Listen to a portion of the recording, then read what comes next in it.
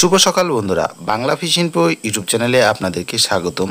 আজকের এই ভিডিওটা আমি একেবারে শুভ সকাল দিয়ে শুরু করছি। এটার বেশ কিছু কারণ রয়েছে। আকাশটা যতটা সুন্দর বা শুভ সকালটা যতটা সুন্দর দেখা যাচ্ছে, মাছ চাষিদের জন্য এই শুভ সকালটা অনেক সময় এতটা শুভ হয় না। এটা হয়তো ভিডিও দেখে আপনারা বুঝে গেছেন যে আমি কেন এটা বলছি। হ্যাঁ বন্ধুরা, আপনারা যেটা থাম্বনেল দেখে বুঝে গেছেন যে মাছ চাষিদের জন্য সকালটা অনেকাংশেই খারাপ হয়ে থাকে, সেটা হচ্ছে অক্সিজেনের অভাব হলে। ভোরবেলা পুকুরে মাছ ভেসে যাওয়া বা খাবি খাওয়া একটি বড় সমস্যা, তবে এটা নিয়ে ঘাবড়ে যাওয়ার কোনো কারণ নেই, এটার সমাধান রয়েছে। তো আজকের ভিডিওতে আমি আপনাদের সঙ্গে এই বিষয়টা নিয়ে আলোচনা করব, কিভাবে এটা ঠিক করবেন, কোন কোন মেডিসিন ইউজ করে এটা বা কী কী টেকনিক ইউজ করে এটা খুব সহজে আমরা ঠিক করতে পারি। প্রথম অবস্থায় যে জিনিসটা বলবো, এই ধরনের সমস্যা দেখা দিলে আপনার আতঙ্কিত হওয়ার কোনো কারণ নেই। খুব জরুরিভাবে এটা সমাধান আমি আপনাদেরকে বলে দিচ্ছি কিভাবে এটা করবেন। তো আশা করছি ভিডিওটা শেষ অবধি দেখবেন। শেষ অবধি দেখলে কি হবে, আপনার সমস্ত ইনফরমেশনগুলো আপনার কাছে থাকবে এবং খুব সহজে সেই প্রসেসগুলো যদি আপনি ফলো করেন তাহলে আপনার পুকুরের সমাধানটা একদিনেই হয়ে যাবে, যেটা আমি এই ভিডিওতে বলছি। তো সর্বপ্রথম আমরা জেনে নিই আসলে পুকুরের জলে এই ধরনের সমস্যাটা কেন হয় আর ভোরবেলায় বা কেন হয়। সবচেয়ে বড় বিষয় হচ্ছে পুকুরের জলে এই ধরনের অক্সিজেন অভাব হওয়ার বেশ কিছু কারণ হতে পারে। যেমন হচ্ছে হঠাৎ করে আবহাওয়া ঠান্ডা বা গরম হয়ে গেলে এই ধরনের সমস্যা দেখা দিতে পারে। পুকুরে অতিরিক্ত মাত্রা শ্যাওলা বা সবুজ জলের যে প্রাদুর্ভাবটা রয়েছে সেটা বেশি হয়ে গেলে এই ধরনের সমস্যা দেখা দিতে পারে। অথবা পুকুরের জলে অতিরিক্ত মাত্রায় খাবার দেওয়ার ফলে সেই খাবারগুলো পচে গিয়ে পুকুরের জলে এই ধরনের সমস্যা দেখা দিতে পারে। সোজা কথায় বলতে গেলে যেভাবেই হোক না কেন পুকুরের জলে অক্সিজেনটা কমে আসে, যার ফলে মাছগুলো অক্সিজেন নেওয়ার জন্য পুকুরের উপরে ভেসে আসে। আর এটা ভোরবেলায় বা কেন হয়, মূলত সূর্যের আলো যতক্ষণ অবধি আমরা দেখতে পাই ততক্ষণ অবধি কিন্তু অক্সিজেন উৎপাদন থাকে, কিন্তু রাতের বেলায় সেই ধরনের সূর্য থাকে না, যার ফলে অক্সিজেন উৎপাদন থাকে না। তবে এনভায়রনমেন্টে যে রিজার্ভ অক্সিজেনটা রয়েছে সেটা দিয়েই আমরা বা জীবজন্তু বা পরিবেশটা চলে। তো সেই সময় যখন অক্সিজেন লেভেলটা পুকুরে জল থেকে কমে আসে তখন এই ধরনের সমস্যাটা দেখা যায়। তখন মাছগুলো অক্সিজেনটা নেওয়ার জন্য পুকুরের জলে উপরে চলে আসে, আর যখন সেটার অভাব দেখা দেয় তখনই মাছগুলো মারা যেতে থাকে। প্রথম অবস্থায় আপনাকে যে কাজটা করতে হবে সেটা হচ্ছে পুকুরের জলের যখনই দেখবেন যে পুকুরের জলে মাছগুলো ভেসে উঠছে, সকালবেলা মাছগুলো জাগছে, প্রথম অবস্থায় সেই পুকুরে শাওয়ারিংয়ের ব্যবস্থা করতে হবে।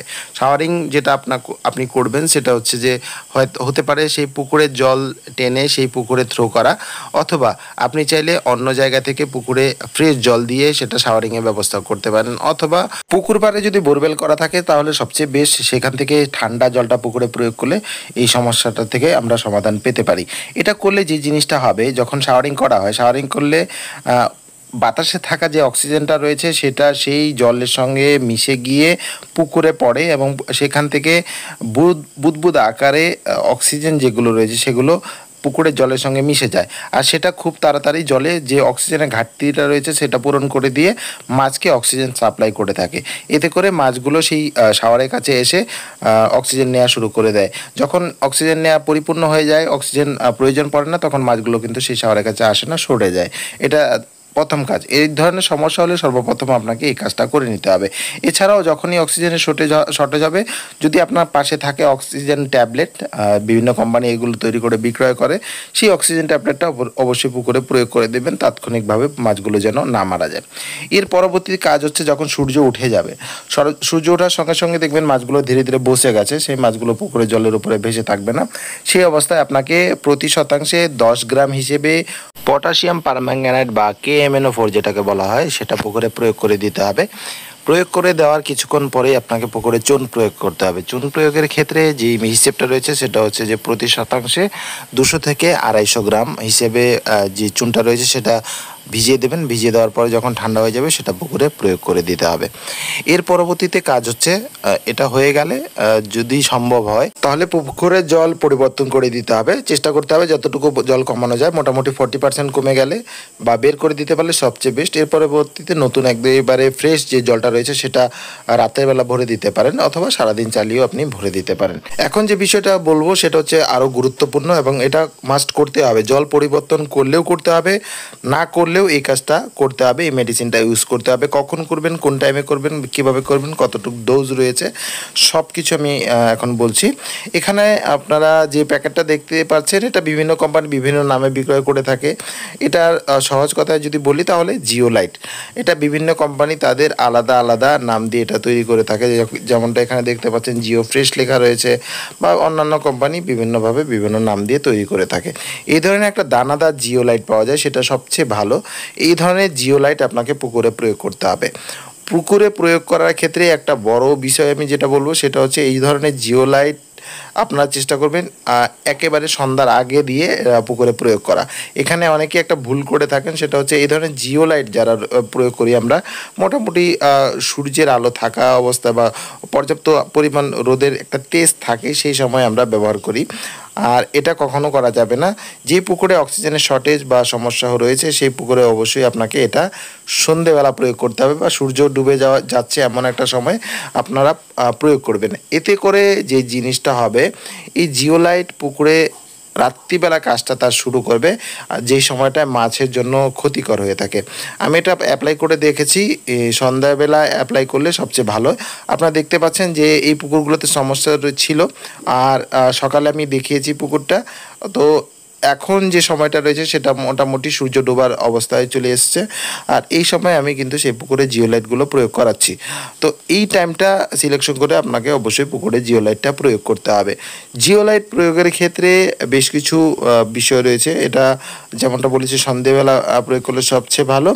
আর ডোজের বিষয়টা বলি, প্রতি একরে বিঘাতে 33 শতকে 1 বিঘা আমরা হিসাব করে থাকি।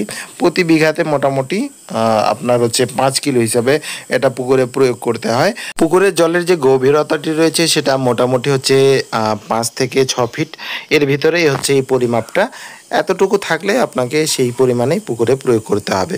এখানে দেখতে পাচ্ছেন যে মোটামুটি সন্ধে হয়ে আসছে, সূর্যটা ডুবে ডুবে আসছে, এই সময় কিন্তু আমি পুকুরে প্রয়োগ করাচ্ছি।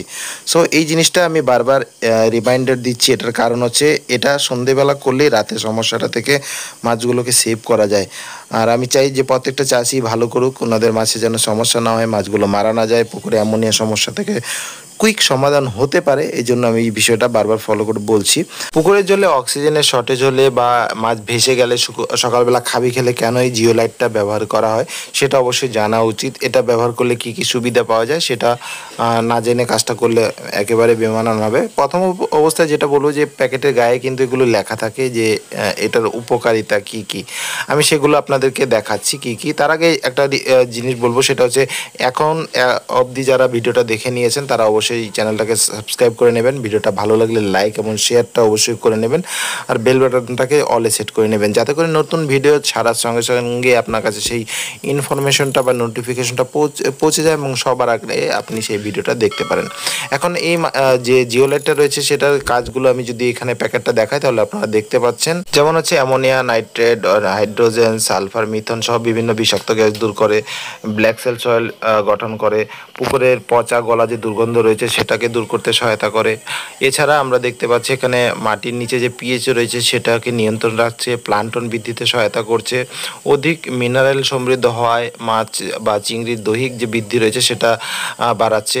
সর্বোপরি এখানে বিভিন্ন ধরনের উপকারিতার কথাগুলো লেখা রয়েছে, যেটা এটা ব্যবহার করলে আমরা পেয়ে যাই। আর একটু ভালো করে আপনারা প্যাকেটের গায়ে পড়ে নেবেন বিষয়গুলো কি কি রয়েছে। তো বন্ধুরা, এই ছিল কিছু তথ্য যেগুলো আমি আপনাদের সঙ্গে শেয়ার করেছি। আশা করছি তথ্যগুলো আপনাদের ভালো লেগেছে বা উপকারে আসতে পারে।